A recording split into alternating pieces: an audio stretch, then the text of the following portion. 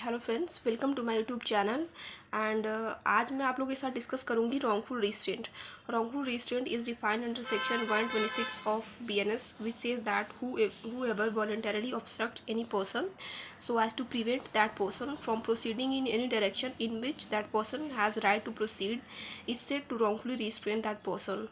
Wrongful restraint के essentials देखा जाए तो दो हैं.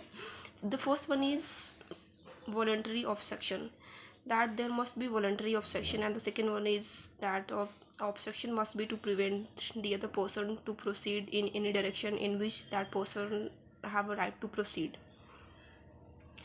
और इसके एक्सेप्शन की बात करें तो एक्सेप्शन यह है कि अगर किसी के प्राइवेट लैंड है, वाटर है, अगर उसको वो ऑब्स्ट्रक्ट कर रहा है तो उसका वो गुड फेथ में बिलीव भी कर रहा है कि उसका राइट है to obstruct, then this will not come under this section as an offence.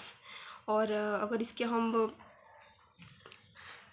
Illustration की बात करें तो कोई एक पर्सन ए है जो कि जेड को किसी रास्ते से जाने से रोक रहा है और वो गुड फेथ में ये बिलीव भी नहीं कर रहा कि उसका ये राइट है, वो बिना गुड फेथ के बिलीव करे उसको ऑब्स्ट्रक्ट कर रहा है, जबकि दूसरे पर्सन का राइट है to go on that way, और जो पहला पर्सन है वो उसको ऑब्स्ट्रक्ट कर रहा है without believing in good faith, then this is wrongful restraint covered under section 126 of BNS.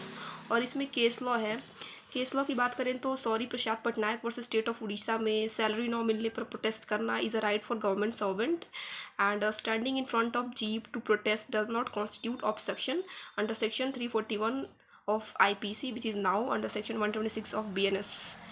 और दूसरे केस लॉ की बात करें तो NS माधनगोपाल वर्सेस K ललिता 2022 में सुप्रीम कोर्ट ने, इस केस में इसलिए सुप्रीम कोर्ट ने एसेंशियल से डिस्कस करे थे. इसमें बताया गया था कि सुप्रीम कोर्ट ने कहा था कि जो ऑब्स्ट्रक्शन है वो वॉलंटरी होना चाहिए, and that obstruction must be to prevent the other person to proceed in direction in which that person have right to proceed, and that obstruction must be voluntary.